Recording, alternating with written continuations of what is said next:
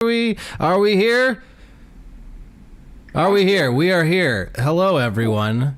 Oh, Streaming again for the third time this week. It is I, Elliot, co-host of Internet Today. And even though Ricky is not on the show this week, attending to family matters back in the sunshine state of Florida, I have brought some very special guests back to the show. Up in the top left corner, we have Mr. Nicholas Gregorio, who, as you can see by his apparel, still very proud of his contributions to Machinima, the company that we all lost several years of our lives and several dark-colored hairs on our heads from. And in the bottom, we've got Phil Lorigo, less enthusiastic, less nostalgic for his time at the Big M. I do have a question. Nick, would you say that you're a proud boy? Because you're so proud of...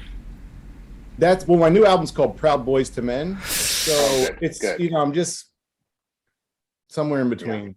Yeah. I should have wore, I'm repping the happy and the sad feet, which you know or you don't.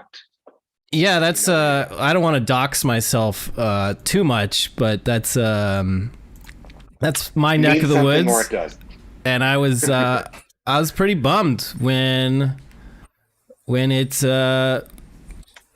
up the ghost. It's no longer there. I think so basically this is a spot in Silver Lake in LA, and Phil, show him the shirt again.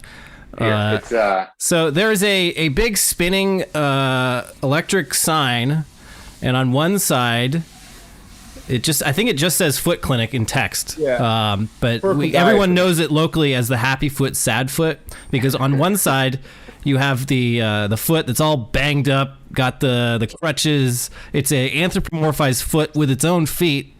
Right. And then it turns around, you're like, oh my God, that foot's in such terrible shape. How is that foot ever going to recover? And then, 5 seconds later, you see that foot is doing great. I kind of want to point out that the bandaged up with crutches probably meant that you went to a physician to get a bandage and crutches. Yeah, that's true. So he should have been actually just like swollen and red and instead of like fixed up. And no, I don't know. Also assumes, I feel like we're on True Detective season 4 right now. We're breaking down a foot mystery. Yeah, the sign also, it makes a pretty big assumption of the viewer that you understand that the happy comes after the sad and not the opposite. Like, your foot's going to show up at the foot clinic and you're going to leave in crutches. You're going to be bandaged up. You're going to be feeling like shit after you come here. Yeah. Maybe that's why they went out of business. Like, I was great. Then I walked into the door of the foot clinic and I was like, ow, and they took me in and bandaged me up against my will. Is anyone cracking open a cold one with the boys? I've got a room temp LaCroix here, and I got a hot one. Yeah, me and Nick, we got hot ones here. Oh, you got hot ones. I'll go. I'm gonna go with the Smog City. I didn't know. I had enough water today. Yeah, so. I'm doing kind of a dry January. I'm not being devout about it. I had one beer last weekend. Ooh. With because I played a game of golf with my dad, and he's like, do you want to have a beer? And I didn't want to be like, no, it's actually, I'm not drinking that. I'm like, yeah, I'll have a fucking one beer with my dad. So but yeah, other than that, trying to stay off the sauce this month. The dry January goes too far. Like, no, Dad. I applaud that. I've done dry January a few times, but I'm one of those like weird completionist people who, like, if I so I'm not drinking this month, and on the first I have a drink, I'm like, well, the month is fucked. It's like, no, idiot, it's not that way. And for New Year's we were out of town, and of course we had drinks in the second, so I'm like, see you February 1st, and then that's not going to happen. So yeah, I mean, I'm pretty sure I drank heavily on like January 1st and 2nd, because I'm like, well, I'm still technically on holiday break. Like, the year doesn't start in the business community until January 3rd, so. This is true. So yeah, I'm not being, if you take it too seriously, then it's like, it's no fun. Not fun. Yeah. I really don't drink that much anymore. I mean, I had a drink on New Year's Eve, maybe a little drink. champagne. a drink. I had like an Damn. old fashioned and then a champagne toast. Yeah. It's tough with the kids. I'm up really early. Yeah. And I try to exercise and eat healthy, and you can't kind of pair that with drinking too much. I did the kind of Indiana Jones with drinking and coffee. So I piss 1,000 times. My in-laws were like, "Did you guys do the 7 fishes?" I was like, "No, I did the 7 pisses." I pissed all night long and kept my brother up Christmas Eve. It was amazing. But Just all those I feel like flushes. you were always a coffee guy though. Coffee, Nikki, 2 cups because you'd have a water and a knot, which I totally get because if you keep pounding coffee, you got to change it up a little bit. So Darth Maul, Darth Vader. Yeah, you can't have one without the other.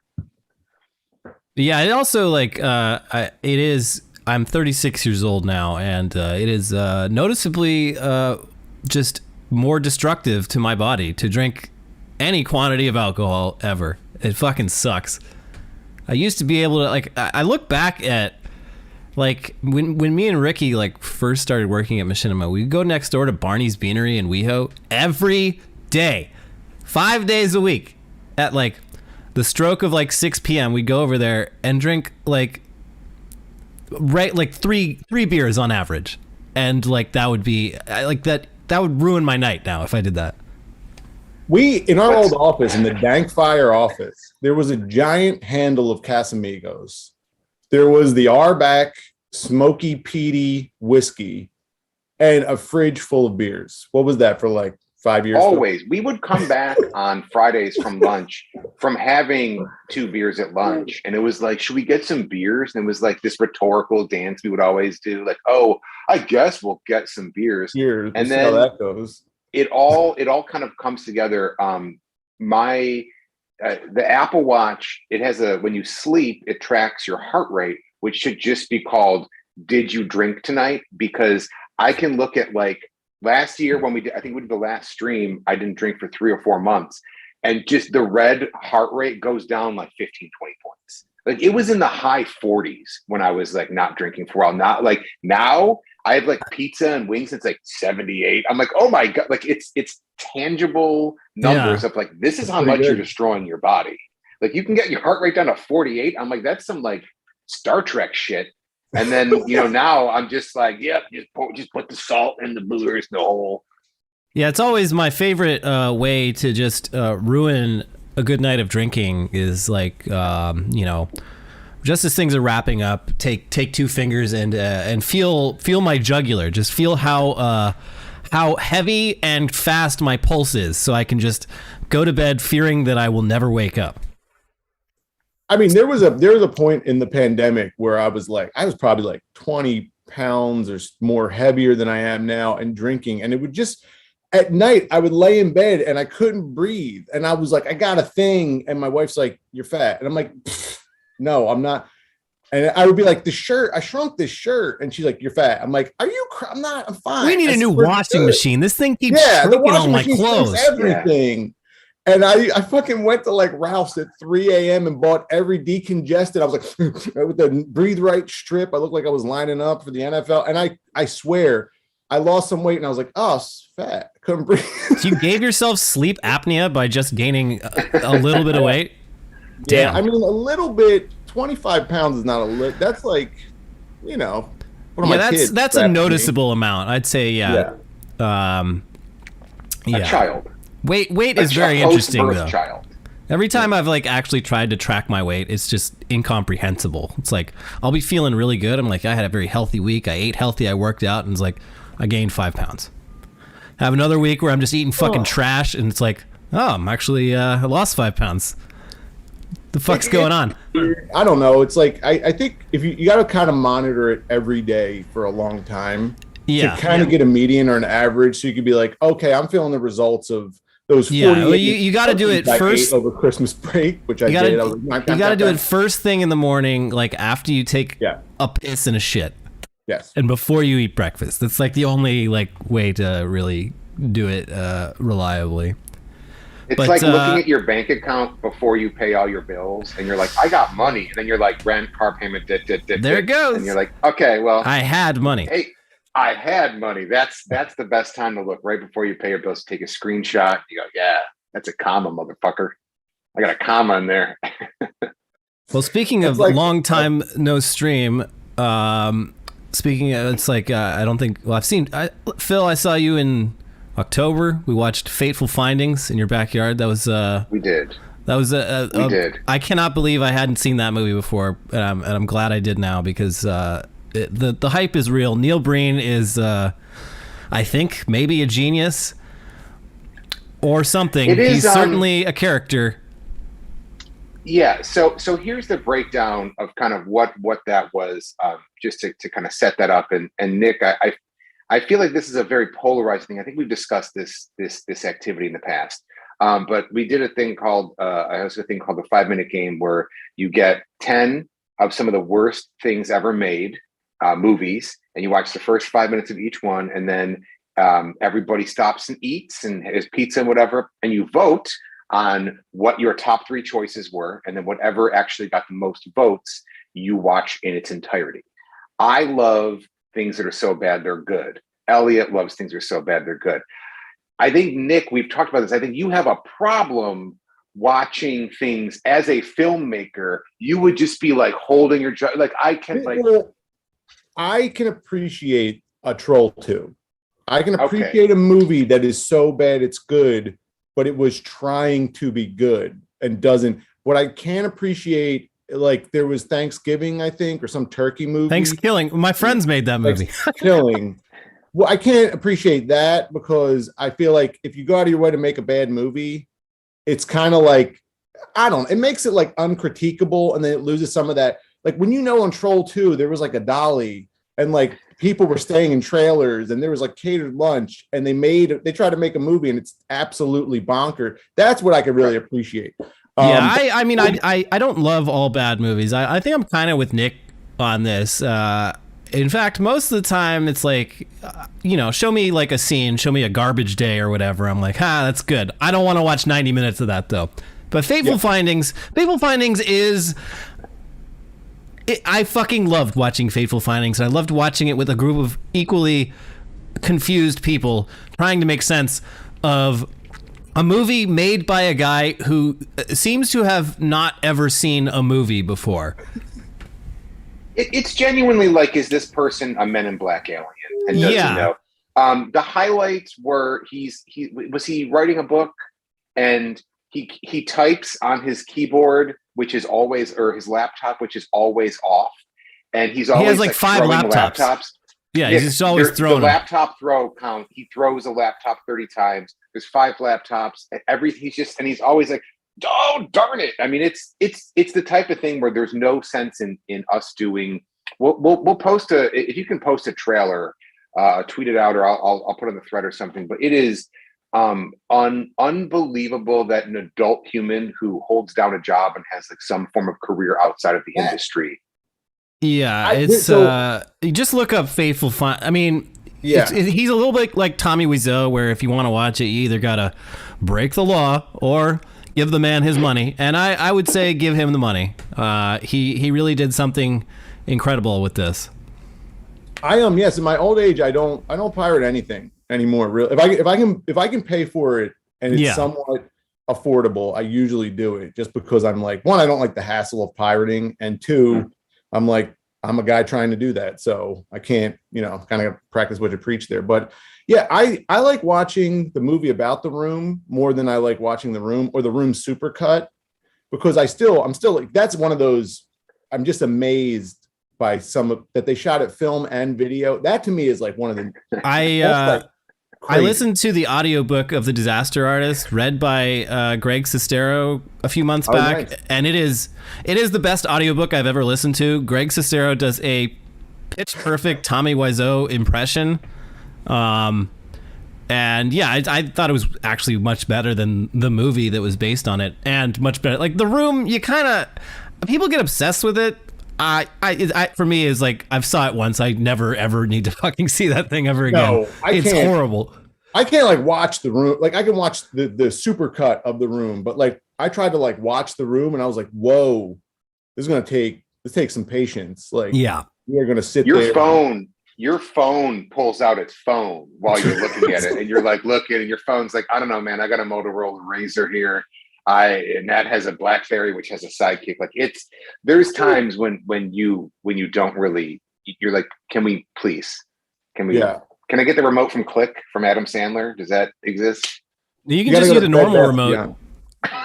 There's a button to make things go faster in movies. I don't know, man. I'm aging through my children's. I don't know. But what if that thing from Click, like the remote from Click, what if that was real and you could use it for stuff you watch on your TV? That'd be fucking crazy, man. You gotta make an NFT of that. Yeah, like you don't want to watch this part, so you're like, skip. Imagine that. I think it'd make a lot of money. I was watching an episode of Ryan's World with my daughter today because she's home from school, and they were doing a little bit of that flick type of remote control stuff IRL, and she was like, "Dad, he can't move because he's paused," and I was like, "Okay, this is cool." That kid, we did a story on him a few years back. He's worth like $100 million or some fucking insane amount. The kid exists. He's not going to turn out normal. He exists on a diet of junk food and ice cream. He looks like a 45-year-old hostess at a restaurant. Like he looks like a little chubby Asian woman. Like his parents have just like exploited him to the point. My kids get so mad. They're like, "Why you say that about him?" I was like, "I don't know, because he looks like a middle-aged divorcee and he's a little boy, like because he just eats junk food all day."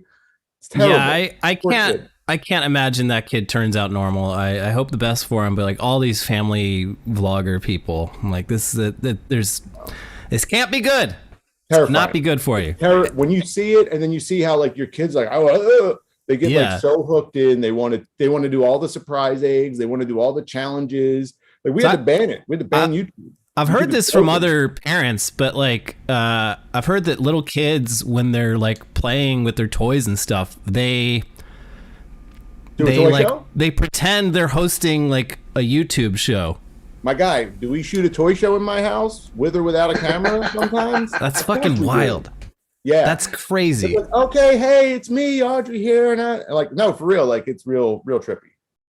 Man, I mean, it's whatever you watch. Like I watched my friend as a teenager, like tombstone his brother into the couch and almost paralyzed him because we liked pro wrestling. You know what I mean? Like if you're watching YouTube, you want to be a YouTuber.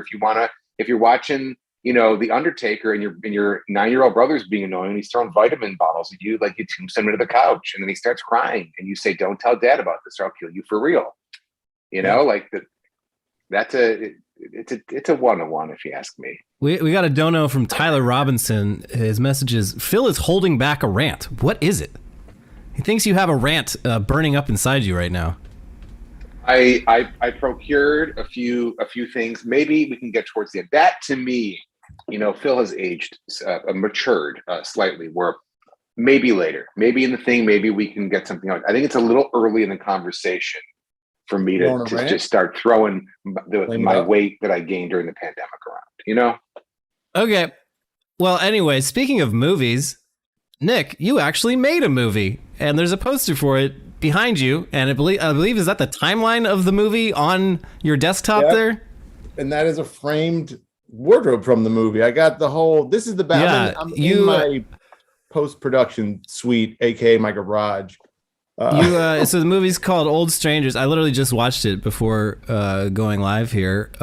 Your name is in every credit, and the ones that aren't your name are all people I've met and have worked alongside back in the day. A lot of old machinima people. A lot of old strangers. Yeah, and you're in it too. But I'm not in it. I'm not in it. You're not just in it. Well, I don't want to spoil anything. You are in it. No, I'm not a lead. There's 3 main leads. You have I think the closest close up in the movie is on your face. All right, that's unfair. I don't think it is. I think it might be. Maybe you didn't do it consciously. Wow. But just push in a little bit more on that beautiful olive skin, just like a little bit more. It's very much untrue. But anyway, yes, Old Strangers is currently available right now on every VOD platform, from iTunes to Amazon to Google Play to Vudu to Comcast On Demand to Verizon Fios. I will throw the link tree in the chat. I'm here to promote, folks. I gotta do it. Okay, I can't. You're right. You're already wearing a machinima shirt. How much more promotion can you do? Yeah. But yeah, the movie's about three friends. It was made during the pandemic. It's about three friends that break quarantine and go up to Big Bear to kind of reconnect and rekindle their youth. Right there, they were. Did you actually shoot this in Big Bear? We did shoot this in Big Bear. Oh, nice. Yeah, I love Big Bear. It's awesome. It was a lot of fun, and Drew Marion, who's my co-EP on it, he's also my lead editor.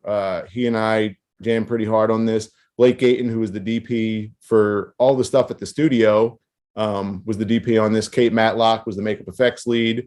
She did all the makeup, the beauty makeup. Yeah, there's a lot. The monster makeup. A lot. Zane Gwendon, the sound recorder, he did all the sound recording on the movie. Something I'm really proud of. Every line of dialogue in the movie was recorded live except for two. There's only 2 lines of ADR in the whole movie. Oh, damn. Which I know it's That's very low. if you know that stuff, it's very tough. Yeah, it's usually like in some movies it's like up to 45% of dialogue gets replaced later. And shooting on location, that's especially impressive. I think I know one of them. When you're like, where is she? I think that was one that he recorded at a prior You're time. a crumb. You don't need to tell.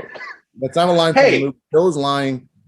I do have to not to sideswipe, but the movie looks very expensive. Like there's a lot of really cool tricks, tilt shift stuff. I mean, when you look at it, you're like, oh, it looks like a movie. Like, and and it's not that it's like surprising, but it's so impressive because it was shot in the pandemic and the crew, and it's almost in a weird way like seeing you do this like with all like people I know. It's not like it's like watching your friends do some shit and you're like, that's some big shit. Like it was really, really cool to see. And I watched it on the projector in the backyard and it was like, because I couldn't make the premiere, but yeah, man, it's great.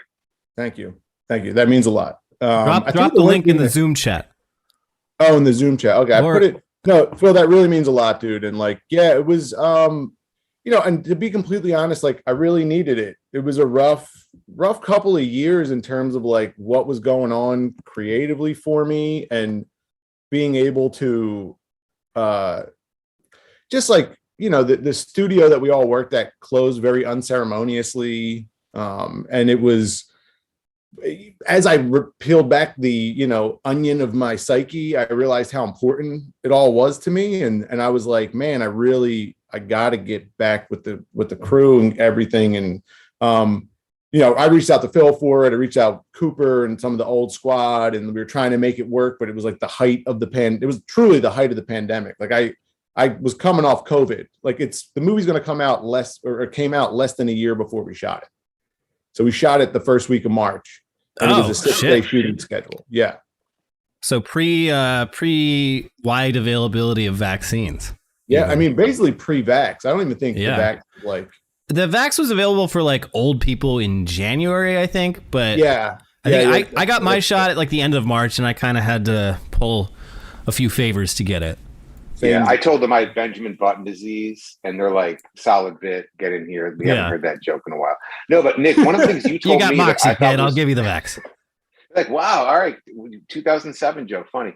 But the thing that you told me that I think really, maybe it's part luck, and maybe it's just it's part skill on your end, but about how when you were doing all those exteriors and you were doing all this stuff, there was no other like random cars and people around, so the movie's so isolating, and you really, really do feel that. Like it feels bleak and empty, and there's no like lady in the background, there's no like Prius driving up over here. Like the people in the movie, the cars in the movie, like that's all you see.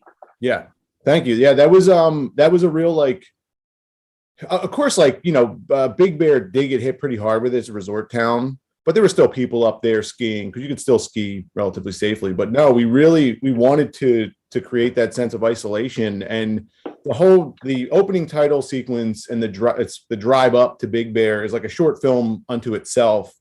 One thing about movies about the pandemic, and we never call out COVID, but movies or television shows about COVID have either been Meredith Grey in a coma for a whole season, which is absurd, or they just ignore it completely. And I'm like, no, this is more of what the human aspect, what the psychological aspect of COVID and what it did to all of us. And not to mention like small business suffered the most. And I think those close signs, we didn't put them on the buildings that we shot. Like we went to the main street and I was like, closed. You're like, okay, well, cool. This is great. This actually sells what we're trying to do. And we were out there. We were out in the woods. We went for a hike with the equipment, and a lot of the outdoor sequences are shot outdoors. Yeah, Big Bear's cool because like pretty much any cabin you rent, like there's these properties aren't even like fenced off. Like it's you can be in the wilderness like within 5 minutes of any main road, like just complete isolation. So I always found it weird that you don't hear about too much stuff getting shot up there, because it's once you get away from civilization up there, it could pass for like a lot of much more isolated places. Yeah, it was and we were up the hill too. So, you know, Big Bear is probably like 3,500 feet above sea level. So it's, you know, it's cold at night. As soon as the sun goes down, it gets really cold. That was something everyone had to adjust to. But then also the altitude, you kind of have to adjust to. And so I will say we did everything safely, because I know people are probably asking that question. Mad rubbers. Yeah, except for anal, because that doesn't count. But no, we were. You're a father, sir. Everyone came up with a negative COVID test. We had our A cabin where the cast stayed, and we have a crew cabin where the rest of the crew stayed. No one left set except for myself or Drew. And we I mean, it was awesome. It was a great escape. It was very much the circumstances of the movie where we were like, oh my goodness, I can't believe we're working together without masks on. Like at that point, everyone had been doing the mask thing or the distance thing. So yeah, and no one got sick, and we got everything done. We're working some insane 15-hour days, but we did it. We pulled it off. Damn. Yeah, those I haven't been on a set since like college, but yeah, when the days get long, it gets real rough, especially on location. It's just because your brain just kind of stops working so good. So everything was storyboarded. I mean, this was really the only way to pull this off was like through extensive pre-production. Everything was storyboarded, and then Blake came over, started drawing up lighting diagrams, like talking with Drew. We knew like how things were going to cut together. We knew what the post workflow was going to be on this. And I think if you're trying to make a low budget indie, or you're trying to make a short film, I think pre-production, that's where you can put money into your movie without putting money into your movie, right? The man hours, the experience, that's kind of where we were able to really subsidize the movie. But once you get up there, it's like, yeah, you need to know what you're doing, because it's tough. You're out in the wilderness, it's cold. There were some scenes, it was like 3 a.m. and we're just like, what the fudge? Like, we are definitely out here. But I don't know, we did it. I'm very proud of it though. Well, yeah, you should be proud of getting anything done creatively in this fucking bullshit. It's at the beginning I was like, this is gonna be great. Like, it's gonna be great for art. Like, people are gonna finally be able to stay home and work on their projects. And it's like within 2 weeks, like, oh no, this actually is horrible. It's absolutely horrible for like it's you just all the worst thing, like everything, every story that everybody deludes themselves. We're like, I thought I was special. I was like, by the time I'll write a book, or like if I ever have to go to jail, I'll come out and I'm like, bullshit. I'll fucking get fat and just not do anything and hoard whatever I can get my hands on, and then just be like, yeah, what's up? I look like Colonel Kurtz, and by like May, and it's just it's nuts. But what I will say, Nick, about the movie is that I think you do a good job of kind of touching on the pandemic. Like in the first couple minutes, you establish it, masks, tests, and then it's just like, and then it goes away. And it's not focusing on that. It's just setting it, you establish it, and then you walk away. Because I think nobody wants to just turn and then just be like, because the pandemic's right here. And right, you know what I mean? Like, to look in that mirror. Title card, March 2020. Yeah. One year after COVID-19. We never call out COVID. Yeah, we never call out COVID in the movie. And it was more about, I wanted to do a pandemic story about the effects of it and not like the constant harping. I mean, like you can turn the news on to be I constantly didn't see reminded. one scene of anyone washing their hands. Not once. I saw a faucet. That's I a didn't see any fetish. hands getting washed. I A sink gets washed. I think the sink runs a few times. Yeah, there is a scene where someone's washing their hand, actually. All right, well, good. Yeah, you get a gold star. No, but and I think a lot of people were going through this, but everyone was like, "Oh, we can like reconnect via Zoom. This will be great." And then the first hang sesh, everyone's like nostalgic and they're kicking it. Then the second one, you're like, it's not as tight. Like I kind of remember why we're not friends anymore. And then by the third, it's like half of you don't show up. You're like, fuck that. I'm not talking to these guys. Well, it's a big thing was like, I mean, this whole pandemic has shown that people, you can't have more than like 3 people in a voice or a Zoom call. It just turns into fucking pandemonium. There's always like 2 people that have their speakers turned all the way up, and there's just feedback and like just. Or like you sit and it's that you see someone like perk up like a dog when the door like I got a thing, I got a joke, and the time passed, and then it's just like everybody is like oh fucking moved on. No, they brought their dog in, they brought their kid in, and then it's just like those are the trump cards that just like push away anything else. There was like I can't remember which holiday it was. I don't remember, but yeah, like talking to like my parents on Zoom and stuff. It's like the laptop's like on the other side of the room, and they're just like, I'm like, I can barely hear you. You're on the other side of the room. All I hear is just echo. What? What'd you say? All right, bye. I gotta go. I feel like I'm repeating myself only because this was we did that last stream for St. Patty's Day, but there's a Bryan Cranston show on Showtime called Your Honor, which there was a dearth of pandemic programming where like everybody was so hungry for everything. And that show, God bless them, you can tell they got hit halfway through the pandemic where like they had to shut down because one of the kids who's like 14 is now like 15 and looks visibly older. But like, hey, Dad, not to kick them while they're down, but like I think I know how the sausage is made, but like at episode 8, there's like a major plot point they reveal on like the previously on like who the killer is, and I'm like, that didn't happen in the show. So you go to Twitter and everyone's like, what did they just tell us who the killer was in previously on? So like I don't know if they recut it, but it's like obviously those are professionals who make a fucking show on Showtime, but you look and it's like they're not morons. It's like when you watch Michael Jai White die in Dark Knight and you're like, God, this is cut so poorly. And it was like, well, Heath Ledger probably wasn't around to like finish shooting. Yeah, so they do these like this weird stuff. I was like, I think Christopher Nolan got like drunk that day and said, just put it in the movie. Like obviously the same thing here, but yeah, like shooting in the pandemic and these types of things, like it's tough being creative over Zoom. It's tough shooting stuff in the and figure all these things out. So yeah, that's where like you thread the needle in that way, where you captured it creatively, but also got something done and didn't end up just going up there and getting drunk for 4 days. And you're like, the movie. It's short now. I have to say that it was the best set I've ever been on. Like there was no arguing, there was no fighting, there was no egos. I mean, Blake lit the shit out of the movie. Like we had designed a lot of the camera packages, camera moves, the style of it, but we were using these wireless light bulbs. They're like full spectrum wireless light bulbs. So like we would adjust the lighting as the intensity of the picture increased. So would the lighting. And the same with the camera movements, where it's very naturalistic from the beginning. It's very kind of beautiful, almost a romanticized get together.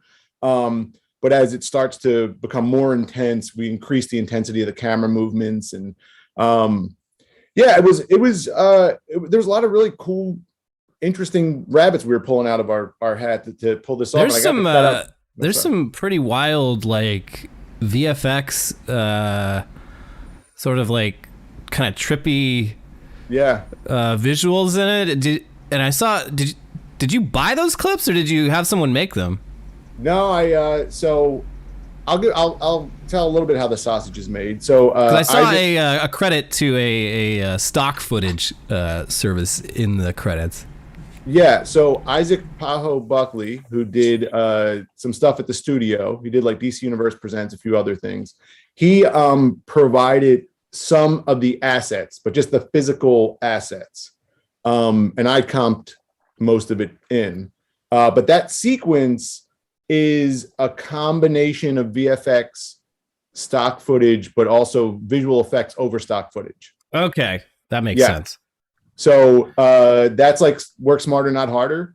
Same with a lot of the exteriors. I'm very proud of the fact that the drive up is all us. We shot that, except for the opening shot. But the opening shot is Big Bear. It's just it was like, hey, rent a drone, and you're like, or buy this drone shot that's going to look exactly the same. Exactly. The tilt shift was done in post, and the tilt shift was to create like a snow globe, like a very isolated, like it's beautiful, it's picturesque, but you're trapped. And that was kind of a style choice that we went with.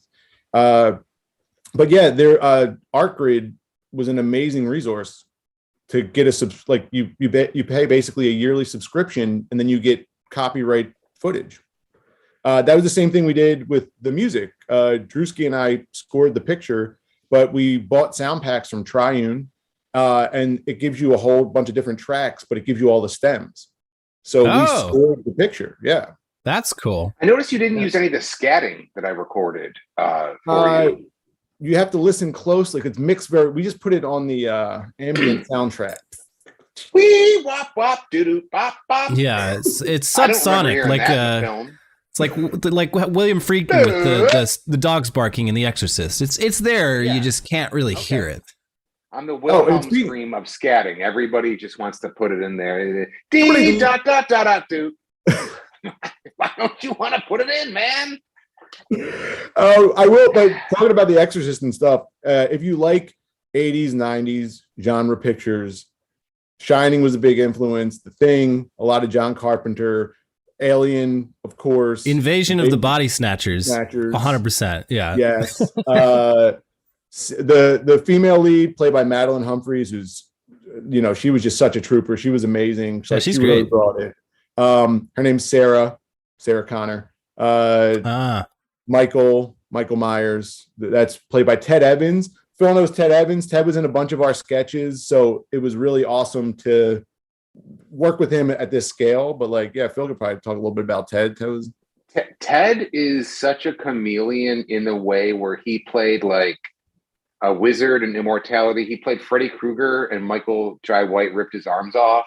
And he's like, fatality, like in the game Fatality. If you ever saw that sketch, that was Ted Everett. But Ted's played, he was always, when we were like, fuck, who do you need to play this? Nick's like, I could call Ted. I'm like, you could. And then you get Ted. I'm like, Ted fucking nailed it. Like Ted, like that was the wizard in Immortality. Yeah. Ted played a lot. Ted played a lot. Yeah. Ted was in Good Plumbers. I played like the Billy Bats character in Good Plumbers. I don't know. Are any of those primer vids like available to watch anywhere? Do you still have them? Yeah. Just put them up. It's weird.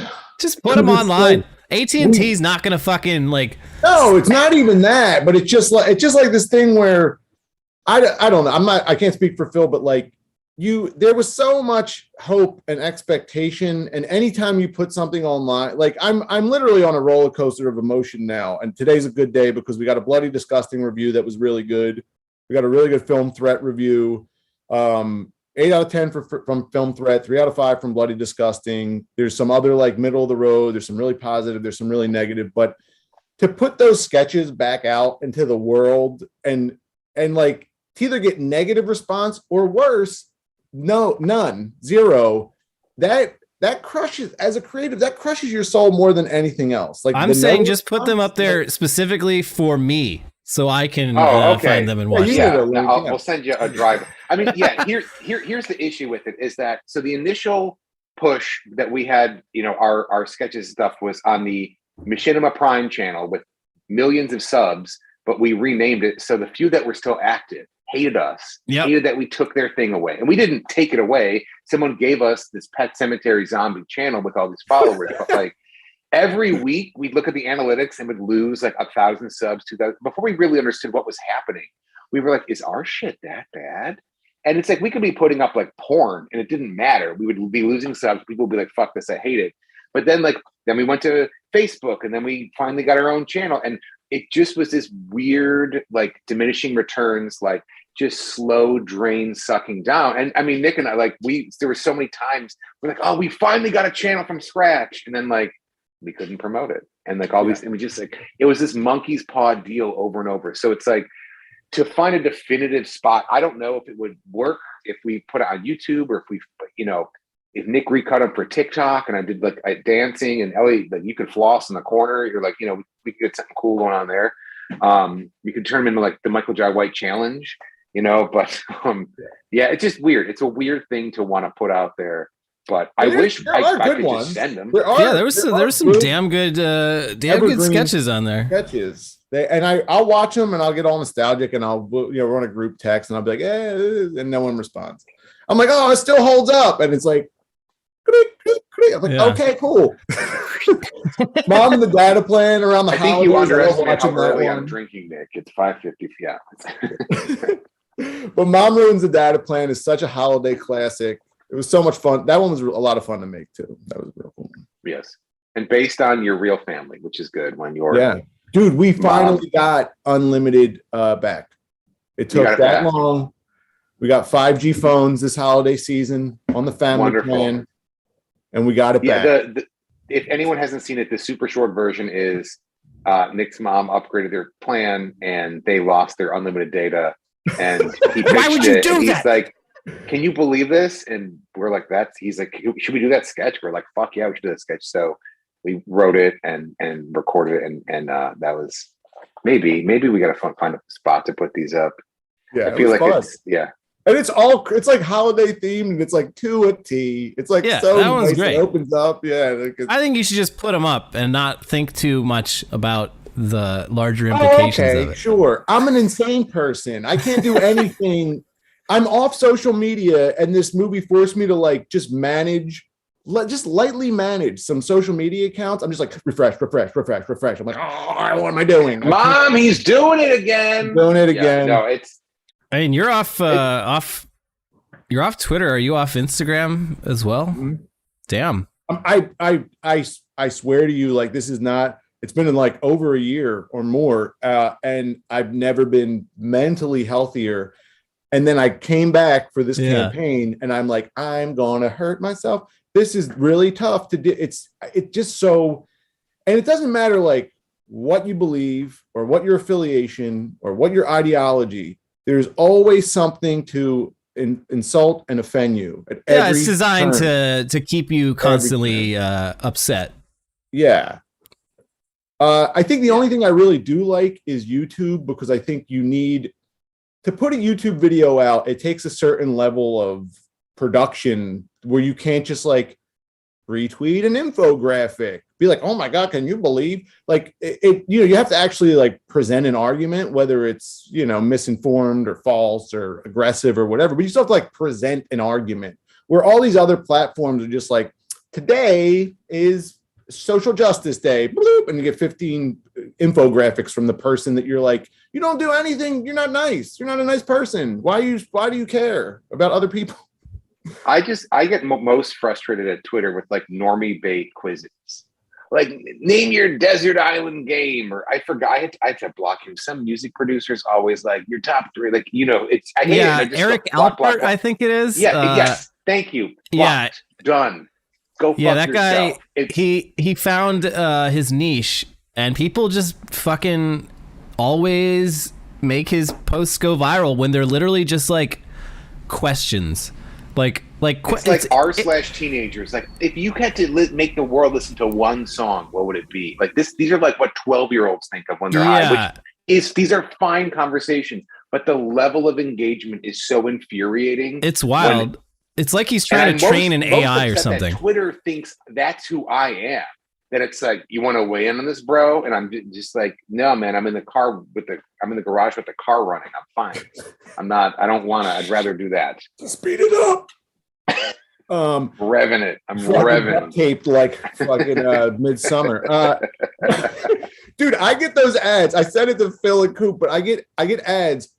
The "Are you gay?" quiz. I'm not kidding. It's like, "Are you gay?" And I'm like, what is this ad? And it's like a quiz, and then it's also like an ad, And then it was also like buy a Russian mail order bride quiz Oh ad. yeah. And I was like, and Coop was like, "Oh, did you take the quiz?" I'm like, "Yeah, I gave them my routing number and my address, and your results come in the mail.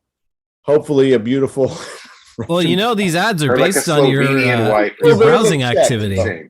You see ads based on your browsing activity, Nick. So Oh yeah, you do. what have you been I browsing? don't know. I guess I'm just over there. I'm just curious about things. No, I don't know. I look at like action figures and stuff. I do. I can't imagine. Well, maybe that's why they think you're gay, because you have Where hundreds of do little the- muscle men in your office that you look at and admire. Yeah, and like maybe I keep my webcam on when I'm sucking dick, but besides that, I don't know how you link. I don't know how you draw the connection. I don't know. If you're off Instagram, where do you find your booty girls? Because that's It's dead. I feel like I know. end of I an once era. made a sketch called, that booty had me like. No, that's also very unhealthy and dangerous and terrible. Because you can't look at you want to start a brand new Instagram account. Who do you get recommended? It's for a movie. It's called Old Strangers Movie. Top recommendations are just booty girls, lifestyle influencers. I'm like, how can that be healthy? Just watching attractive women take half nude photos. Like, what are you supposed to do with that? What do you like? Yeah, if I press the little hourglass thing, and I guess it's not as much anymore, but like it's mostly posts of women. Mm-hmm. It used to just all be like booty posts. They're just like, this is what people are liking. Hey, Maybe click this you'll link like it about the too. shorts I'm wearing. You're like, what shorts are you wearing? I'm staring at your, your vaginal cavity. I don't know it's a close up of your privates. No, it's not healthy. I see there's a super chat from Chaz. Sorry. Chaz, Nick looking at that cavity. That's a rat fact.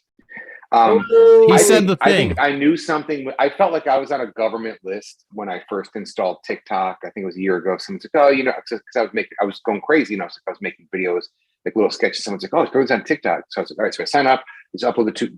I do not know. I didn't know what I was doing, and it's just like I'm going through, and it was like teenager dancing in her backyard where it's cold. Mhm. Wink. And I was like, "Okay, why am I being served these videos like, right out the gate?" The And honey it's like, trap. and then Nick, you were telling me, you're like, no. If you watch enough and it knows if you skip, I'm like, I just don't feel like wading in this pool long enough Dude. to It's not. to have It's this like, figure dude, out. It's like when you're messing with hentai and you realize they're all school age girls. You know what I mean? It's like kind of ruins it. It's just Exactly. weird because my arms aren't called the tentacles, and then you know what I mean? I'm like, Yeah. these aren't green. You're like, wait, is You this know? child porn? No. Actually, canonically, she looks like a child, but she's a 1,000-year-old witch in the body of a child. So it's actually totally fine if I jack off to this. I think that's like an actual argument that these sure it is. These I'm freaks sure it make. is. Wait, Elliot, your beard, it's moving lower onto your neck, covering your Oh. Adam's apple. Oh no. Sucks you in. The call of Cthulhu. Your neck. Well, anyway, Phil, what have you been up to lately? You worked on the Nicolas Cage swear word show last year. I did that. I did a game show. I did a pilot, and it's just been a lot of like smaller stuff, and basically like, and then it was like traveling for the holidays, and that was went to the East. Nick, well, you did too. We touched base beforehand, but yeah, a lot of stuff unfortunately you can't see because it either isn't out yet or it's pilots for things that could be coming out.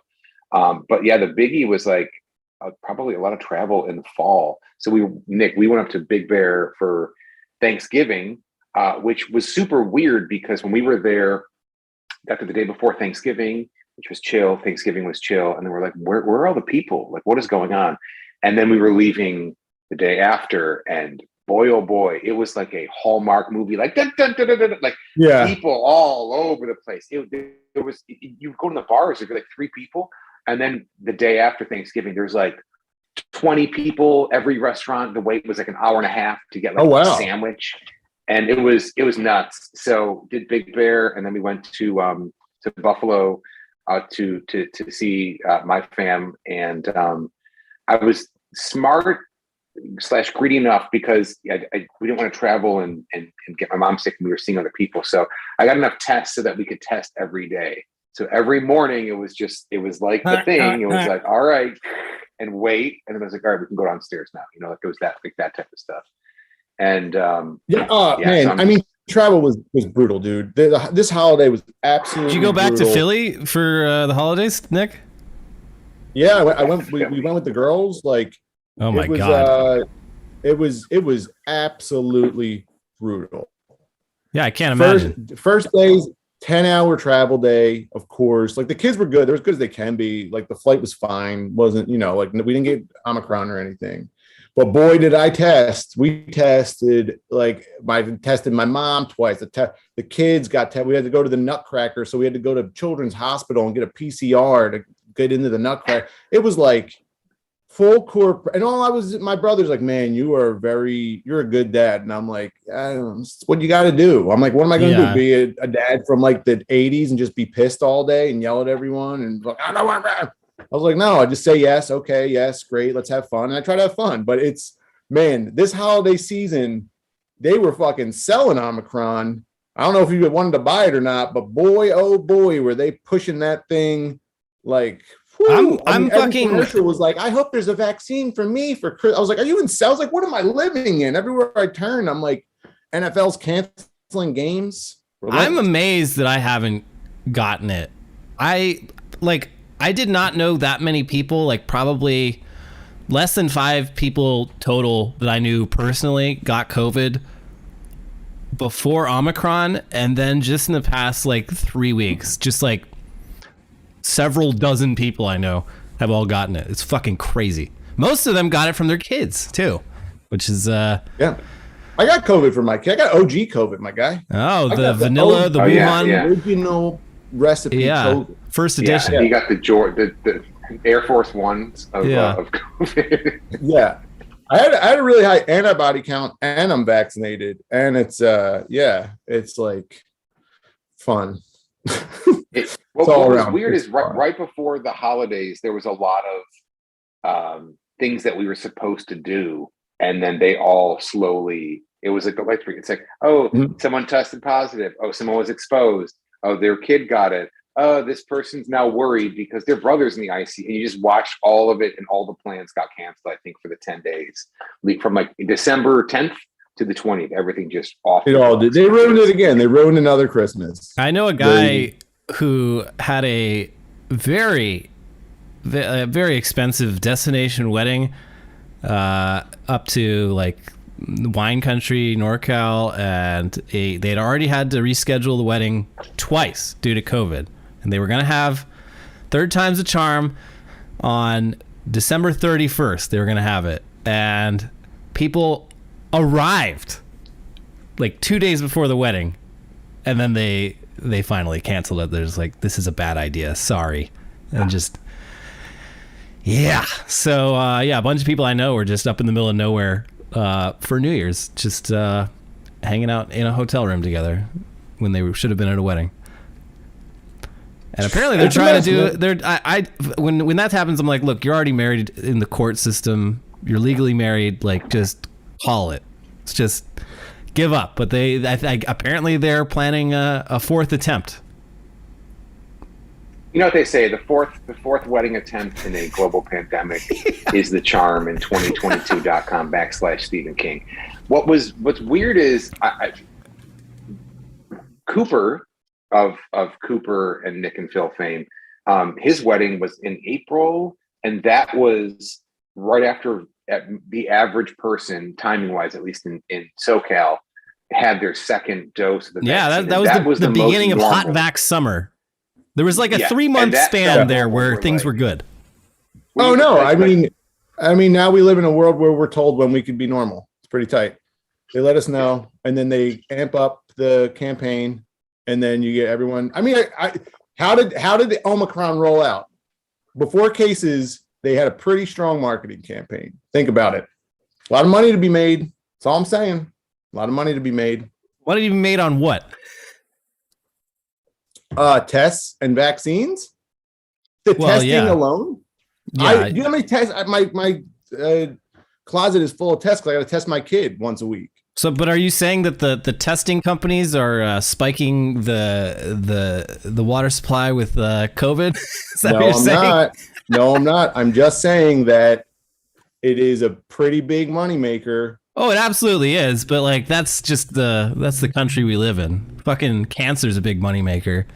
And just fucking getting like 2 stitches is a fucking moneymaker. That's where we Anime live. pillows those things are overpriced. I am going bankrupt. I'm in the shit house because of those things. Because of what? Stitches? And because of anime body pillows. Oh, dude, those were pretty cool. They're like expensive and like I don't know. My mom like stopped helping me out and like I don't know. Like all the closets are full. So when we open them up, it looks like one of those like peanuts cans that's like spring loaded with the snakes, and then just you got anime girls all over the place and like. All right, I'll stop talking about COVID. It's. I mean, I do think it's fucking frustrating that we're in the situation right now. It definitely could have been avoided if our current government didn't act like they'd defeated COVID when they absolutely had not. And they're like, actually, you only need to quarantine for 5 days instead of 10 because local, all the business owners are mad about being understaffed. So just get back to work. I will say, it felt like an early, or like a late 80s, like Halloween or Friday the 13th movie where it's like, we did it. We killed him. We shot him with a gun. And everybody watching is like, he's not dead. Like you didn't do the thing. And it's like, roll credits. Because this was Michael Myers, the final chapter, and it's luckily though, like all the prediction models show like basically Omicron's gonna like it's so hungry that it's gonna eat itself basically by the end of this month. Like Squid Game, like it's gonna get too big, and then we're all gonna get sick of it. Basically, like it's gonna run out of people to infect, and hopefully die out. Like fingers crossed. I'm hoping they're saying like February things should start getting back to normal again, and either that will be the end or it'll mutate into something that's just gonna like kill us all instantly. One of those two. Here's what I will say: in April, I bought concert tickets. April 2021, I bought concert tickets that are for April 2022, and I just hope Coachella I can go to this indoor. No, it was. Here's the irony for Girl Talk, because in January or February of 2020. They went on sale. Bots got them all. I couldn't get a ticket because I was, they're like, hey, old white guy, here, this is your thing. And then it got canceled. And I was like, well, I guess it wasn't meant to go. And then they re-released tickets and changed the venue. And I bought them going on a year ago. And we'll see. 9 months ago, we'll see. The ticket companies, they're just like, look, we're not going to refund you. Give us a year. And we'll figure this out, and then we'll reschedule it. It's like, okay. Airlines did that too. We had to be on like the phone for like 8 hours one day to get like. I'm like, you canceled the flight because of COVID. They're like, yes, we did. It's like, well, can we have the money back? They're like, well, it turns out, right? You get credit. You get flight credits. We're still going to. So money's a construct, and like money's stupid. You don't want it. But it's like you said we couldn't fly, and you canceled the flight. They're like, we did say that. So what about the money? Like let's just figure it out later. You know what? Let's just chalk it up and say, next time we're good. So yeah, I mean, I canceled a flight recently, and it was actually pretty easy. But it's like I have to basically the money went into my credit for the airline. Yeah.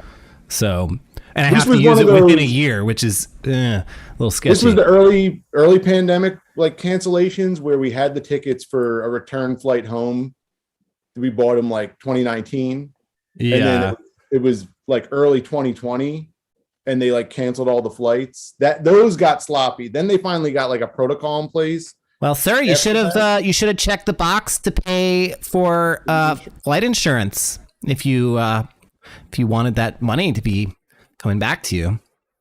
Flight insurance is a scam. It's never get ticket insurance, never get flight, never get it ever. It doesn't. It's the type of thing where if you ever need it, you're not going to be able to get it. Well, hold on. We got a big dono from Chris Brown, the good Chris Brown. Wow. Says, nice. Hey Phil, hope you are, and Nick, you as well. Good to see you all. I got it when it was vanilla. You don't want it. Best wishes in 2022. vanilla, the OG. I had it, but while being safe, and I'm vaccinated. So like, that's the other thing. You're not allowed to say anything, even if you are following the rules. I do find that to be very strange. I mean, I just think there's a lot of security theater to it, especially here in LA, that I think is dumb. It's like, if I go to a bar and I think it's great that they're checking like vaccine status at bars and restaurants. Good. Like if you want to drink at a bar, get fucking vaccinated. That's the fucking deal. But also, it's like the second you get inside, you pull your mask off and you're in a room like with like 30 other people. And it's like, yeah, I'm taking a fucking risk here. Like, and the fact that I have to like put my mask on when I get up to go to the bathroom, and that's it. And then I sit back down and take it back off. Like this is pointless. That's the thing that kills me, because at your table it can't be transmitted. Yeah, but it can be in between tables and in the bathroom, but not when you're taking photos outside on the patio with 80 other people. Like that, you know what I mean? Like that's where you just like, look, either everybody just band together and have the shittiest year of your life and make this go away, or let's just do this like checkerboard patchwork thing where it's like, but is that even realistic? Everyone stays. I don't think it is. At this point, no. I don't even think it was when it was. I don't. Well, so that it worked for New Zealand, but then the second they ease things up, they're just like everywhere else. So it's like New Zealand is not. I mean, New Zealand's not America. That's true. It absolutely is not. I mean, the thing about densely populated states like New Jersey or something like that, New Zealand has nothing even close to that. No, Auckland's a pretty big city. That's where they have the most problems. I mean, the dense population. Yeah, no, Auckland is like, I'd compare it to like Seattle or like Austin. No, it's probably actually bigger than that. But then like Wellington's more of a, they have cities there. Most of the country's much more spread out, but like they did have a lot of problems with Auckland in particular. But yeah, it's like, I mean, they went above and beyond for the like, lockdown prevention stuff. But after 2 years, they're like, we can't keep going with this. And then the second they ease up on that, then now they're getting new cases just like everywhere else. So it's like, I don't fucking know.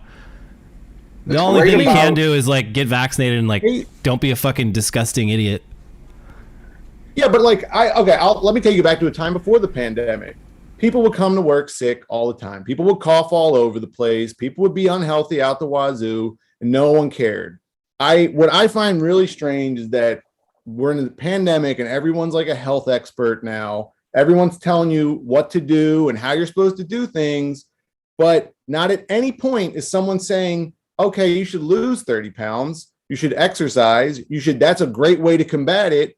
That has never even crossed the lips of any correspondent or pundit. When they do. That does come up. That does come up in like talks of comorbidities and stuff. But yeah, I mean, it is not politically correct to yell at fat people for being fat. You are right about that. See, I mean, you could spin it that way. I mean, or you could be like telling someone to make healthy choices. You don't have to negative. I don't think you have to yell at them. Because like think about it this way. Right, but even if you're like, let's say you're obese, like becoming not obese is like a long process that takes like a year at least, unless you're going like doing very unhealthy things to not be obese. So with a virus, it's like, okay, I mean, that's like a lot. Everyone should be healthier long term, but in the short term, there's a lot of much simpler things that you can do to lower your chances of catching a airborne respiratory disease. You said it takes a year to not be obese. Jamie, can you look up how long it takes to not be obese? Don't Joe Rogan me. It's the trick. I mean, a healthy lifestyle is a healthy lifestyle no matter what. Like trying to be healthier, not like, oh, I didn't say anything about, like, I'm talking about it from experience. Trying to be healthier will equal a better result health-wise long term. Like that's a fact. Here's the issue is with that. It's not sexy. It's not sexy to be like, eat better, exercise. Like the tenets, and this is a gross oversimplification, the tenets of a healthy lifestyle: exercise, eat healthy, drink water, sleep, like, oh, don't do crazy drugs, don't drink all the time, like the 5 pillars of whatever, oversimplifying, typically make you lose weight, live longer, etc., unless you have underlying conditions, blah, blah, blah, blah. All of those support a more healthy person, but those aren't no one, you can't write an article, a listicle about those things. You can't you can't sell a miracle cure. You can't have like colloidal silver and pills and a yoga mat and a machine to do these things, because it's not a get rich quick scheme. What you're talking about, Nick, and you were someone who got significantly healthier and lost a lot of weight, and you got in like amazing shape, like that took time and effort. And people go, I'm American, I'm above time and effort. I'll spend money and about 20 minutes on this before I go eat a pizza and then jack off my car. You know what I mean? Like that's what America, that's what makes America so America. But also, like, That's, even Eddie, being fine. like, I don't know. Anyway, Jamie, we didn't know. Even being healthier, though, like a lot of people who are in great shape have gotten really sick, especially with when Delta variant was going around. Like a friend of mine, his brother, like fucking like under 10% body fat, just very athletic, very doesn't drink, smoke, do any of that shit, in amazing shape, like visible abs on Instagram shape, and like mid-20s. So like the ideal candidate for like this person is gonna just shrug off COVID. And he was in the hospital for like a month and lost like 60 pounds. And my 80-year-old grandmother who has cancer in a colostomy bag had COVID and was fine. Yeah, it affects people differently. Anecdotal. I mean, to me, it's anecdotal. It's like anytime you want to disprove healthy choices in living, you have an anecdote. Anytime you want to disprove something, to me, it's just very frustrating, because I'm like, someone was like, does Nick like essential oils? No, I don't believe in mumbo jumbo. I'm not religious. I'm a very centrist guy who likes hard facts, numbers, and I am goal oriented, and I like to do things. I like to have a plan. I'm a guy who likes to have a plan, and I like to have a timeline, and I like to know that, like, if I follow your rules, there's light at the end of the tunnel. Well, that's not how any of this works, though, Nick. That's like, a changing target. And I think everyone should demand that. I think everyone should demand these are answers that no one can give you. This is this would be like if in World War II you're like, okay, so when are we gonna wrap this thing up, guys? It's been 4 years. Come on, when are we gonna finish this? There's things beyond anyone's control, even people in power. That's one of the big things that sucks about it the most. It's like, I was told this would be 3 weeks, and it's been I think what's tough about years. it is if you look at from 2014 to 2020, how the internet and information and social media and like all the fucking usual bullshit has made everybody an expert on everything, and everybody right about everything, and everybody who disagrees with you wrong with everything. And then like having COVID be like the perfect storm of like the magnifying glass on an ant colony of like, watch this, because everybody knows everything, and that's what sucks so much about it. We're like, well, I read a thing on the Guardian, like, well, I read a thing on HuffPo, like, well, I read a thing on Fox News, and it's like, and it's just people posting articles and dunking on family members and Herman Caden awarding people and people getting it, and then people, I'm not saying I'm anti, but like I got fired from it's just all so much stuff, and it just, I have muted so many news sources and Twitter accounts. I mean, Nick, you're all like, you did the ultimate coup. You fucking pulled the plug. That's the coup de grace. That's probably a good call. I'm not playing. I did. I'm sitting here like cutting mold off the sandwich, but I'm still eating the moldy sandwich with social media. You're like, bitch, get that sandwich out of here. That's I admire that. This shit's bullshit. I think the thing that like upsets me is, and I think it's different when you have small children, right? And we know the information surrounding small children is that it doesn't, and my kids had it, and it doesn't affect them in the way that it was presented, but they still run the fear campaign of your kids can end up with long-term effects from it, even though we don't know what long-term effects are. It's very much has a gun to parents' heads, but like, you got to understand, like, kids are going to be at school with masks or not. They touch their face a million times a day. Like, it's very difficult to have any semblance of normalcy for your children.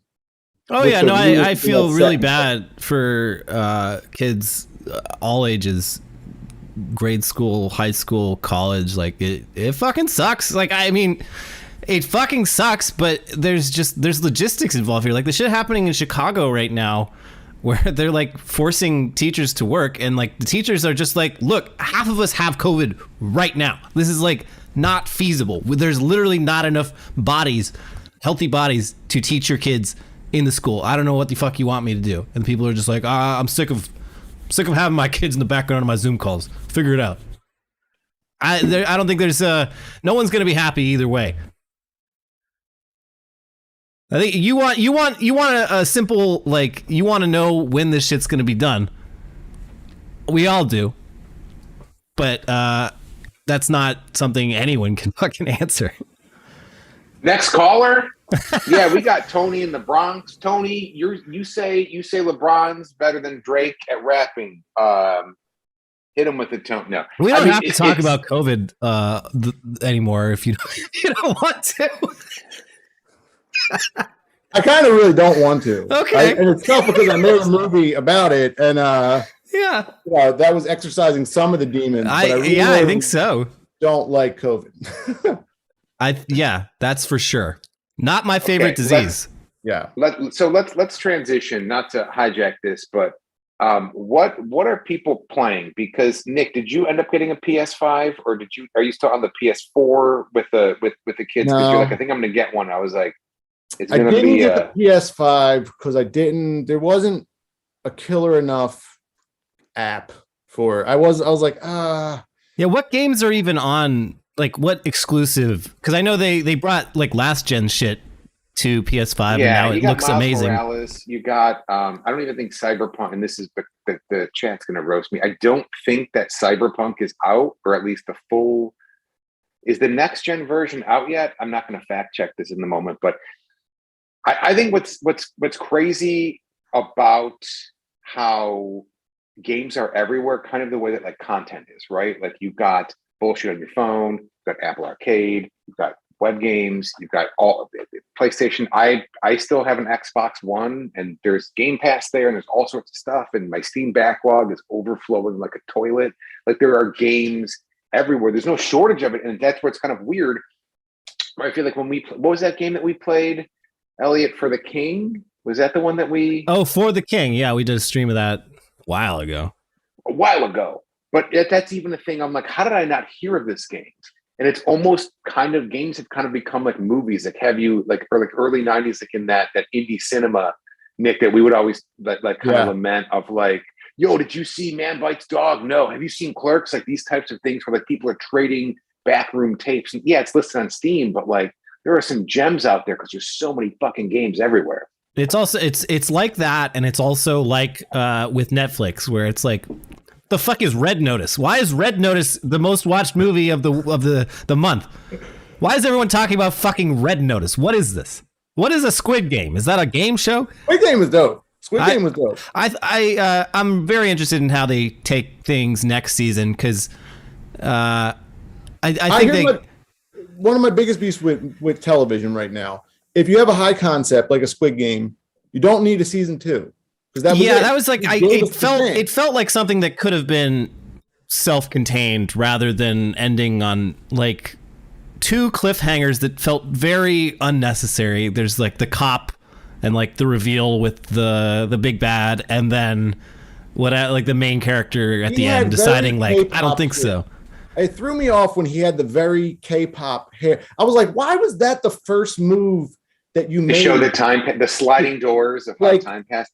In some cultures, when men go through something traumatic, they go to the hair salon as well. And maybe if Americans embraced this kind of self-care and self-love, we'd be better off. Maybe if American men went down to the hair salon every once in a while when they need a little change, we'd have a less toxic society. Hey, Chat Army, sound off. if you're going to the hair salon, no. Watchmen, I think, was one, and I don't know if that was HBO or Lindelof or whoever, but the fact that they were like, we're done and walked away, it upset me because I wanted more, but I go, the story's done. It's going to be a Pet Cemetery. Like, dig it up, like, Yeah. trot it out there. Like, I think Squid Game 2 is going to be, it's not going to hold the magic. And it's just, it was a time period in the same way that like Tiger King, like Tiger King was a moment in time that everybody was like, am I going to die? And we all bonded over this fucking above average docu-series with these crazy, crazy characters. And I think Squid Game was kind of like, they in a very, very different way. Netflix hit lightning in a bottle twice. But I will say, and this is maybe too inside baseball for a lot of people, but what's very frustrating is, Ted Lasso came out, and people who are looking for, to sell shows or whatever, or you're getting the mandates from networks or from wherever, they're all like, what's our Ted Lasso? We're looking for positive things. We're looking for sports things. Everyone wants Ted Lasso, Ted Lasso, Ted Lasso. So the development, like arcs on these things are like six months to even get a pilot, 9 months to see that, maybe 12 months before the season 1 comes out. And then after a year in, when they're looking for their version of Ted Lasso, like Squid Game comes out, which is like dystopian, greed-based, death, violence. And then they go, what's our Squid Game? I'm like, I thought you wanted Ted Lasso. Dog, And then I was Netflix did Amazon. Netflix was like, oh, this Tiger King, hottest show in America. What are we going to follow this up with? And then by the time Tiger King 2 comes out, nobody fucking cares anymore. Yeah. I was out, so I've been working for like Amazon, right? Doing some things for Amazon. We're in the midst of promoting Lord of the Rings, the Lord of the Rings show. Really big deal, but it's like I did stuff for Wheel of Time, did a Wheel of Time after show, and did some stuff for Lord of the Rings. So we're in the midst of this high fantasy. We're about to push high fantasy for a year, right? And the hottest show on television is Squid Game, and Jeff Bezos calls out Squid Game. And when I tell you, everyone in Amazon was like, oh, no, we don't have a Squid Game. And I'm like, you can't have a Squid Game because Squid Game is not a thing that you have in your Squid Game. The dude was developing it for 10 years, had no clue whether or not it was going to be successful, like pitched it, and they made it. Do you think anyone that read that script thought it would be the thing? They were like, dude, fine, whatever. We'll make your Squid Game. I'm sure he was showing cuts and they were still like, this is so stupid. No one's going to understand this. No one's going to watch. No one in America is going to watch Korean language subtitled show. We have to dub it poorly. And no, it's the #1 hit show. And now everyone's like, where, like Phil saying, and we were always, entertainment and corporations are always chasing the puck. They're never where the puck is going to be. They're like, what's our Squid Game? And I'm like, what are you talking about? Like, what's our Squid Game? Yeah. And it's so obvious too. Right. Like I actually really like Ozark, but watching like the first couple episodes of Ozark, you can absolutely vividly picture the boardroom and Netflix. They're like, Breaking Bad's ending soon. What are we going to replace Breaking Bad with? And they're like, okay, here's a Mad Lib with some blanks. Just fill those in. We need a man who's working for a crime syndicate, has secrets and a family. What about a wife who doesn't know but ends up being complicit? You think you can work that in? And it's like, he's always in a pickle. How can he get out of it? Wait, he used his ingenuity. It's like MacGyver. He's like, he took bubble gum and his knowledge of accounting law in Alabama. I think kind of the kicker of this whole Squid Game thing is the difference between anything, network television or cable or even the streaming services. There's so many gatekeepers to get through. And once you finally get there, the turnaround time is like, it's not like the news where the news, they go, oh, this is what happened today. But like, I don't dig the content that's so derivative and I can say so many negative things about it. But like what Mr. Beast did, basically just ripping off Squid Game, and in 6 weeks flips it and does the real thing and has 500 people. And it's like, I don't know anything about labor practices or the quality or the conditions, but dude did it in 6 weeks. And I'm like, and then when on, NBC or Amazon or Netflix, or not, obviously not Netflix, but like on Fox, when it's like, you've seen it before, 500 players, and like, it's going to be, you will vaguely, it'll be like a smell from your childhood. You go, what is that? I go, that's Squid Game. It happened a year ago and you don't care about it anymore. And you're like, oh, that's right. I used to love Big League Chew, but it just tastes like shit now. And like, that's what all these shows kind of become. Like, what's our Tiger King? Fucking get a time machine and make Tiger King. That's what your Tiger King is. I mean, something that they'll never do is invest, and it's getting worse. I don't know, like anything you watch now, it's fairly derivative. And I'm like, there's one thing to pay homage, but everything is a property. It's some version of a property that we've seen before, and it's Property being Brothers. reworked and retooled. Property Brothers, it's Property Brothers Extreme Makeover. It's. I gotta say, Nick, this came across. I mean, obviously you remember, but one of the things that was kind of pitched to us was like, hey, all these old, owned by, because Machinima once was eaten by Warner Brothers. Our head of content, who was a champion of ours, thank you, Jason. But he always was like, what can you do with like Inch High Private Eye? What can you do with like all these dead things? Hanna-Barbera. And we would sit, and this was like, these were some things that like, as an 8-year-old, it's like, what could we do with that? And we would just spend an afternoon drinking beer in our office, pitching ideas for these things. And then we get so hyped, and we would like write up a doc or make a deck and send it and never hear back. It was like just the worst version of Tinder, where you're like, hey, this would be great. And you send the message, and we would never, ever, ever hear back. And every ad. Found out what the problem was. Everything we pitched featured Phil and I, and they didn't want us in anything. They wanted celebrity guests. The truth was, like, when it all shook out, why we didn't end up getting like another season or whatever you want to call it, a Dank Fire, they were like, we don't want to invest in you guys and you become famous or successful, and then we don't own you. So everything we're investing in. So when this Machinima End came along, they were only looking for properties that were devoid of talent and just high concept that they could like plug anyone into. And I was like, oh, so basically every deck we've ever put together has like Phil and Nick do a Blair. I'm like, that was already, you weren't even on fire. Yeah, I'm still bummed, because I think the version of Inch High Private Eye I pitched was a guy who is delusional and he thinks he's only an inch tall, but he's not, and he kept trying to like bust through walls, and he like do things as an inch high person, and his brother has to like clean up the mess and like, hey, I'm so sorry, my brother ran through your wall like Kool-Aid Man. He'd like pay to just clean up his messes, because the guy was a regular sized guy doing inch high things, and it never worked out.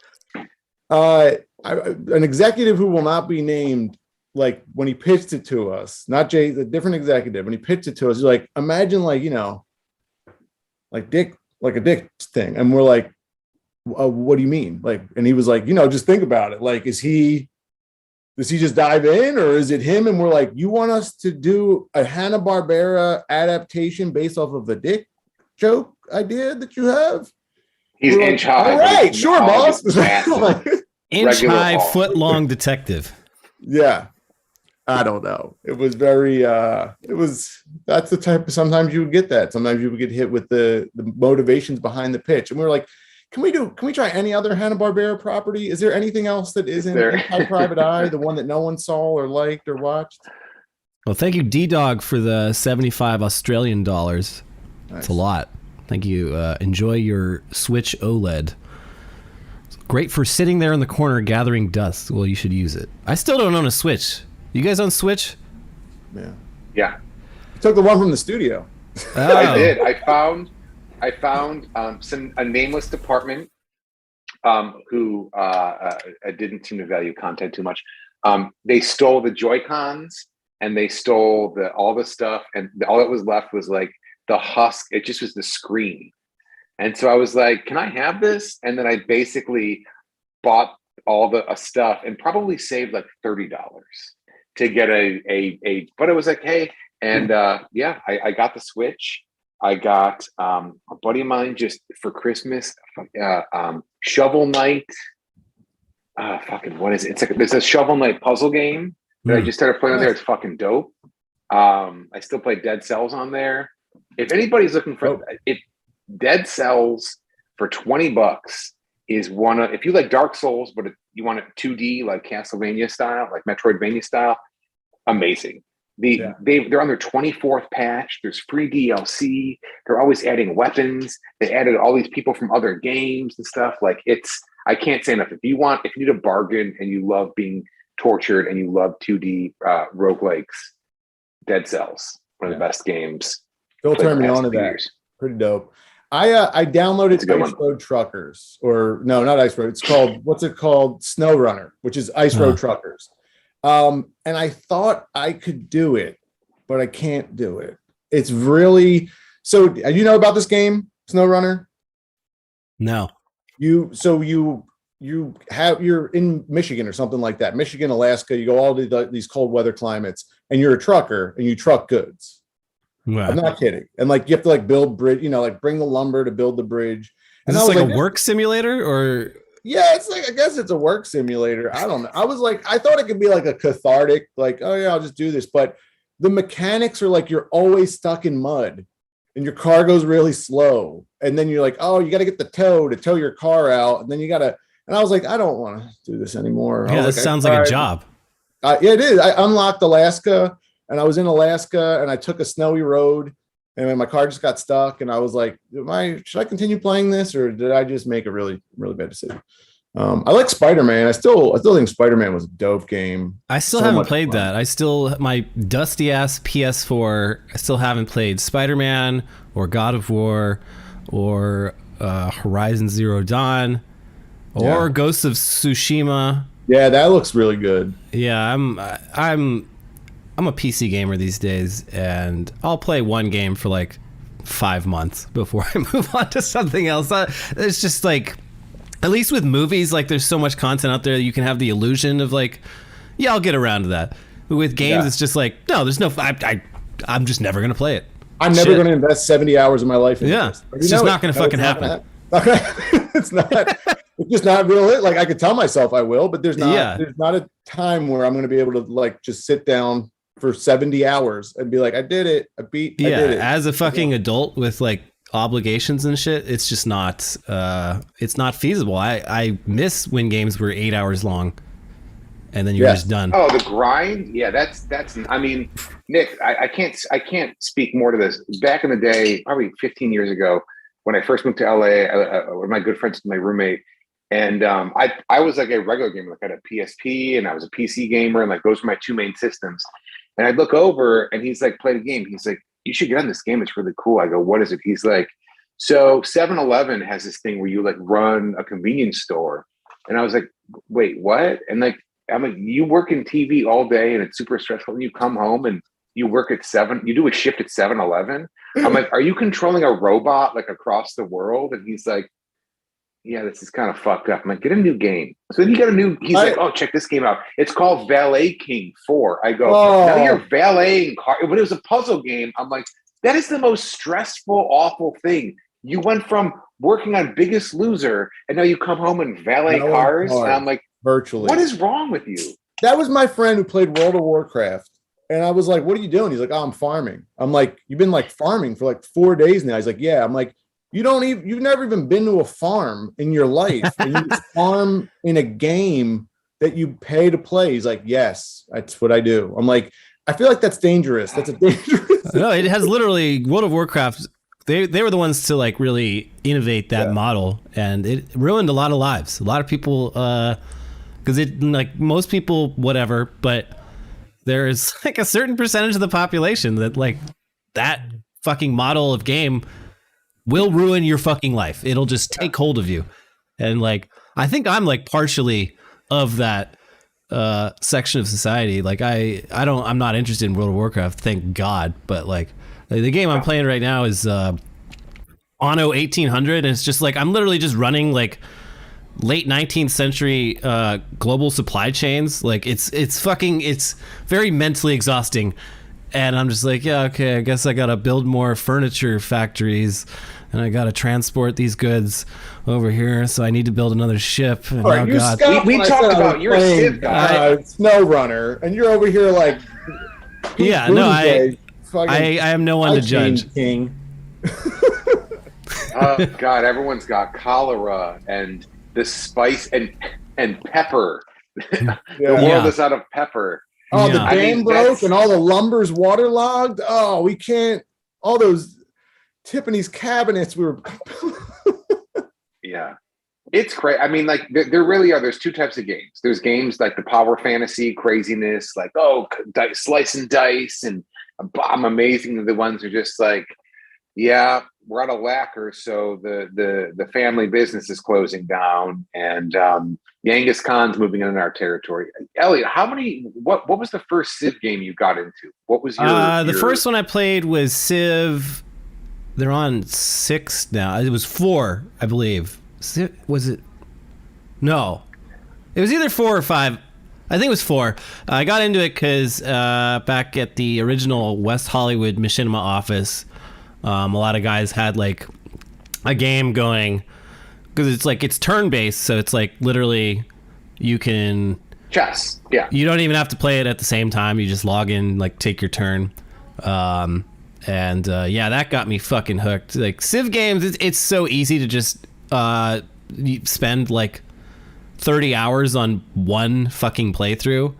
And I mean, luckily it's the kind of, like, I like games like that because I can fucking watch TV and like listen to music, and like I don't have to be fucking engaged the whole time, like with like action adventure type stuff. But yeah, it does. Like you look at like the hours logged on Steam and you're like, fucking shit, oh my god, what am I doing? I whipped out a PUBG Mobile today. I played that for a little. That wasn't terrible. Yeah, I haven't played. I think when it first came out, I was like, "Yo!" And then they just had weird bots in the games, and there was like one. So you would always make it to the last 2. PUBG. I mean, I feel like we were on the ground floor with that. I'm not saying that we were the first people to acknowledge the game or get in on that, but like we were on that early wave. Yeah, it was pre Fortnite when PUBG was like actually the battle royale. A lot of different times when it was like, hey, how do we get this hour's worth of work done in 10 minutes and then play 50 minutes of PUBG? Because we used to fucking do duos and squad. Oh, that was so much fun. That might be, I have like a few really fond gaming memories from the machinima days. One was when we beat PT or figured out PT. With Mike Diva. Cool. Mike Diva was there. Mike Diva, yeah, that was really cool. And then I got a chicken dinner, but then just like the general PUBG experience was always, it was just fun. It was like such a stressful, weird, terrifying, fun game. Yeah, we got Jason to like set up, or I don't know who, it's probably Jack, but like we had our own like private server. We had like a private tournament with viewers. Like a lot of people cheated by looking at the screens, but stream sniping. There's stream sniping, but that shit was fucking wild. I think we had like 8 PCs set up in the room, so it was like sick. 2 squads in the office, and then like 70 other randos, or not randos, but like people who actually joined up. That shit was fun. Right. Really cool. PUBG. I like Apex. I have well over 1,000 hours logged on that, maybe more, maybe 2,000. But like, and I'm not good. But that to me is the slickest. I went back to PUBG and it was a rude awakening. I was on maps I didn't know. I mean, I go, is that a guy? And I'm dead. And I'm like, this isn't fun. At least Apex is kind of a little more like Minecrafting, the way where like you can handle a few bullets before you realize you're fucked and you got to move, and it's team based and stuff like that. So I do like an Apex. I'm a big fan, but been taking a break because, like I said, it's like I just moved. Like I was on Rocket League for so long. I got like Platinum 2, and I was like good. And then I was like, why can't I do the aerial stuff? And I watched like 5 tutorial videos. I'm like, I have to remap controls. I literally have to remap my brain because I'm not equipped mentally. And I go back to Apex, and then I hit a ceiling on that, and I'm like, what's next? And I just put a new game in front when you hit a plateau, because at least like Dead Cells, you go, this is unfair, or I'm saying this is fun, but it's fair because I'm not competing against people. There's like hard rules, it's offline, yada yada yada. Just like a Dark Souls, like you're the only one to blame when you fucking die. You died, and it's that type of thing. And so that's what I've been playing a lot of. But yeah, I'm happy that Hearthstone's out of my life. I'm happy that. Oh, we got Chloe in the chat. What's up, Chloe? Chloe in the cut. Miss you, Chloe. A game I still play is Dragon Ball FighterZ. I used to you got pretty good at that for a while. I used to play that on Xbox, and I play it on Switch now. I am. There's behind this. There's a bunch of Dragon Ball action figures. On this, there's a couple of my flashlights God. that I customized. Right there, there's all the I painted. These are daddy's toys. Get your own. Dude, my kids clown me to no end. My kids are just like, we're gonna break your toys when you're not, because I'll be like, I'm gonna throw your toys away if you keep being bad. I'm gonna throw your toys away. Yeah. So they know my affinity for my toy love. But no, I love Dragon Ball. I still mess with Dragon Ball, but Dragon Ball Fighters is really, if you like Dragon Ball Fighters, they did a really good job of capturing what people like about that world. I know, Yeah.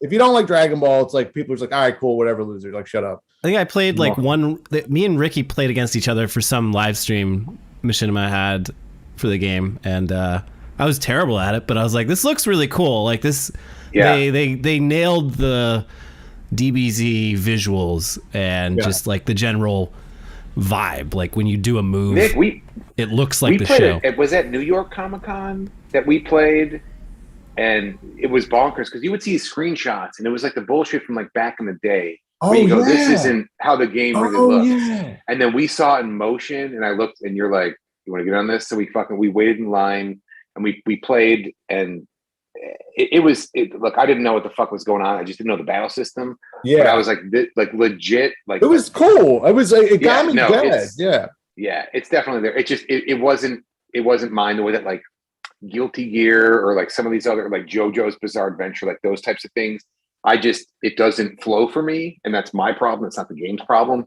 But I was like, graphics check, vibe check, and like, a fan who knows games when you're like, no, the game's good. Do you remember you had the Xbox or the PlayStation on your desk? And you're just like, God damn it. And I thought you were editing. I'm like, what? You're like, this guy's fucking disconnected. I was like, you playing games?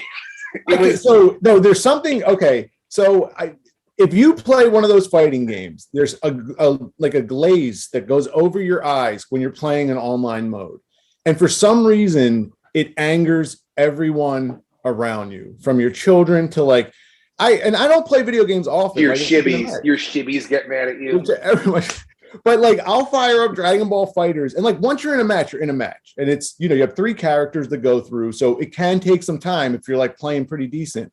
But people will look at you like you're freebasing heroin in their living room, and they're like, "Are you going to finish anytime soon?" I was like, "It was 10 minutes. 10 minutes. You couldn't give me 10 minutes." And my kids would be like, "Dad." I'm like, "Fine, I won't." You know what I mean? And I just want like a moment. I was playing down the shore on a summer vacation. My brother-in-law was like, "Well, all you do is play video games all day," and I was like, "Motherfucker! All I do is play video games all day. I just took the Switch out for 2 seconds." Always on that Switch.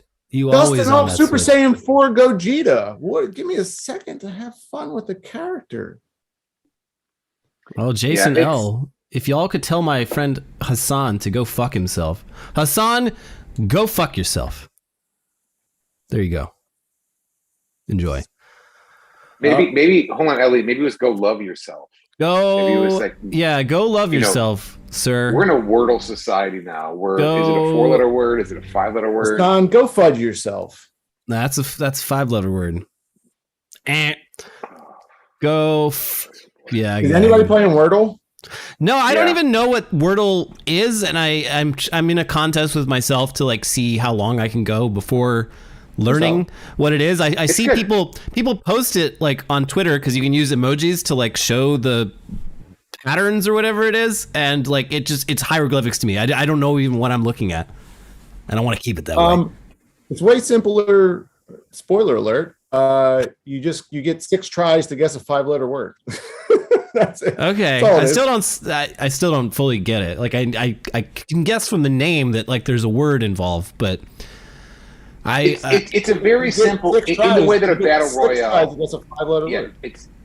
But when you type it in, it's nice because there's a little keyboard at the bottom, and it grays out the letters that don't work, and it gives them green.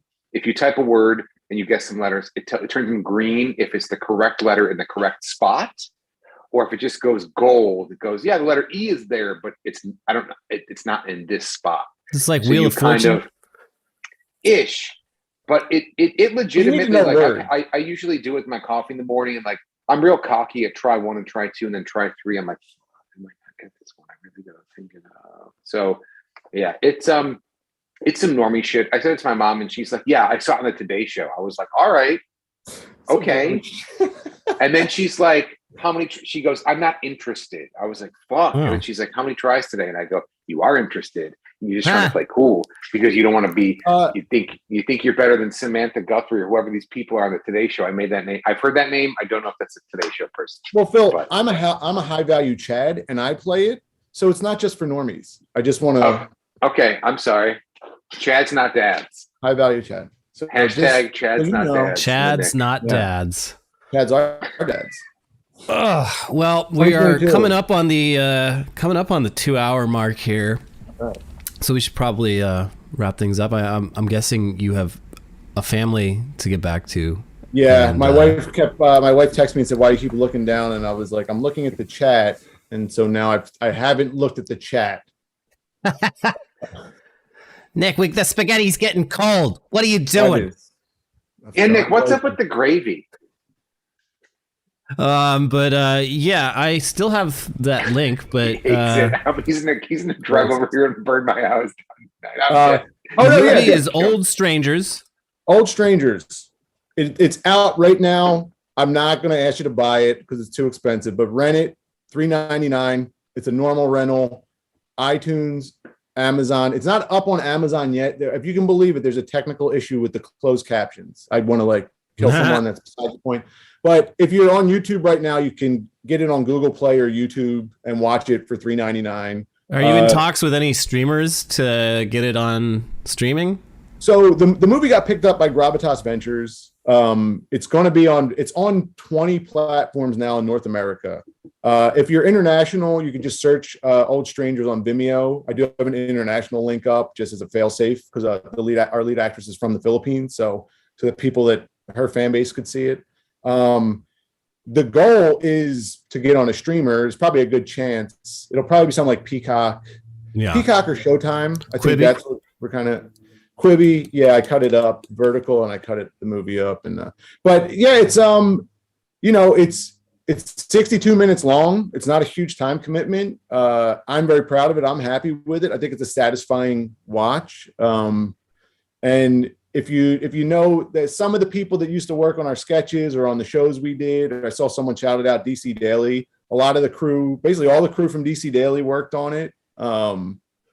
So if you want to kind of see what everyone was up to after the studio shut down and sort of went off and everyone's sort of figuring stuff out, that's you can see that movie. But I think it's an homage to 70s and 80s horror and sci-fi. And it does hold up. Yeah, it does hold up a mirror to COVID life to a certain degree. Cool. Yeah. And that mirror has toothpaste spots on it. I do have a question, Nick, and I don't need an answer now because I was clearing up stuff on a hard drive. I was backing up my laptop to the Snapchat Mario Brothers. Remember that? The vertical. Oh yeah. I just watched it yesterday. That's really fucking good. Is that postable, or do you want to hold that one close to the vest? Think about it. I guess. I mean, it's anything post. Yeah, that one was fun, man. That was really cool because it was like we cracked the code to do scripted in a TikTok / Instagram vertical sense. In 2017, 2018, when Snapchat was hot shit, we were told come up with something that you can do that's scripted on Snapchat. So you guys re-edited that entire movie or that entire was that? No, it was shot. It was a new shot. Oh, you did a new one. Oh yeah. Shit. Oh, dude, it's the way it was scripted and the way I directed it was that there would be parallel action happening in basically a square and a square.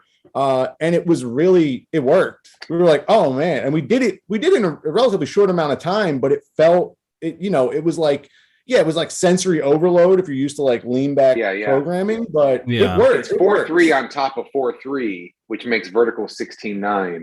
And also, Elliot, if you ever see it, you'll go, I know that location. I know that location. Every location I know. All those people.